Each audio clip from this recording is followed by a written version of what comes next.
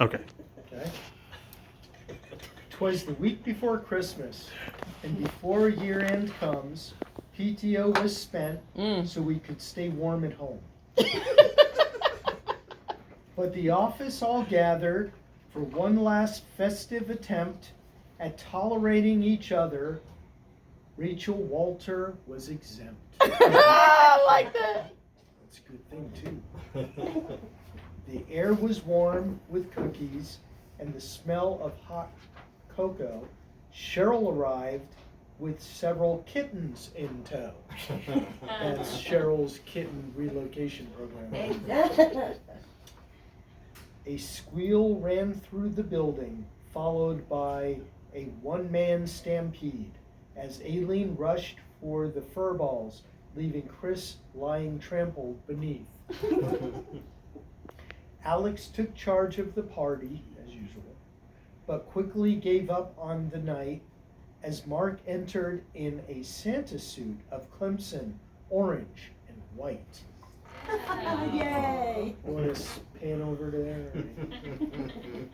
He beelined for the cookies, promptly cut off by Drew, donning an ugly Christmas sweater of Gamecocks black and maroon. It's garnet and black. Didn't rhyme. The quips started flying, insults, disses, and more, when from the IT room came a mighty roar. Brenton and Aaron were howling, but their laughter wasn't excused. They had whippy cushioned John's chair. He was not amused. Yvonne faked an IT call, and they all ran for the door. The Kenya bumped Amanda as they passed, knocking her cake to the floor. She looked on with horror. In slow motion it fell. She broke her diet for nothing. This Christmas was hell. But not for Nikki and Aaron, who snickered with restraint, because that's what friends are for, to laugh at your pain. They consoled her hugs, and from behind Aaron's back, she pulled the last piece of cake she'd selfishly saved for a snack. With their spirits now high, they joined up with Vicky and went office to office, caroling off key. Arriving at payroll, Deb and Holly joined too, but Elsa, Karen, and Chanel started heckling the crew.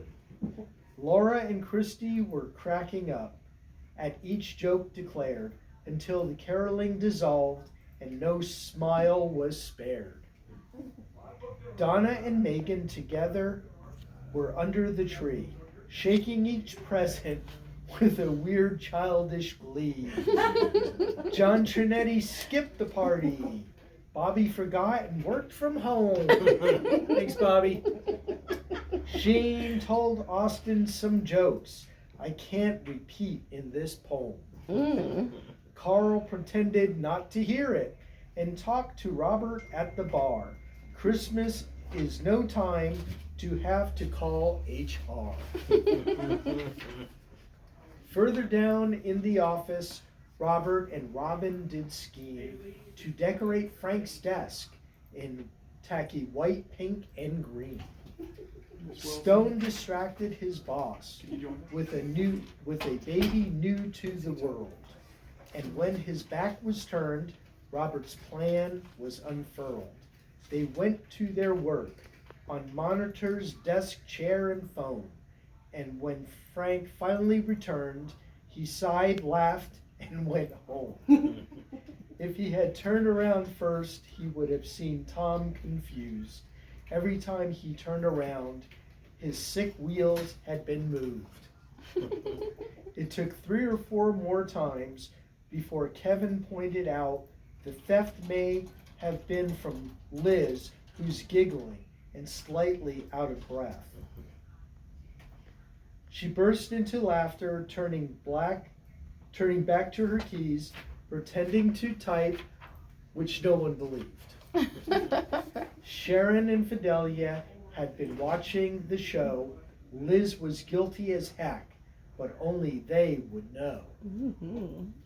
For the moral of this story, I have told you this day, is snitches get stitches. Merry Christmas and happy holidays. Yay. Chris Mead wasn't in this because he spent the whole party walking outside like a healthy loser. Merry Christmas! Yay. Great job, Sam.